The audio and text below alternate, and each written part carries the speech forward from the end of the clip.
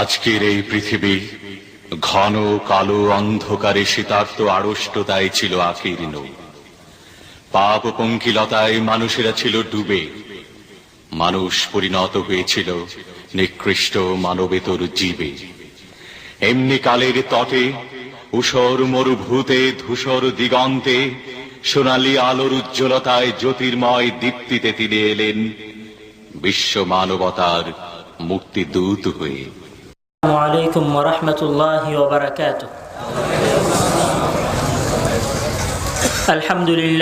আলহামদুলিল্লাহিল্লাযী খালাকানা ওয়া খালাকা জামিআল ইনসান আল্লাযী বিয়াদিহিল মুলক ওয়া হুয়া আলা কুল্লি শাইইন কাদির ওয়া নাযালাল কুরআন লিহিদায়াতিন নাস ওয়া লিইখরাজিহিম মিনাদ-যুলুমাতি ইলান নূর ওয়াসসালাতু ওয়াসসালামু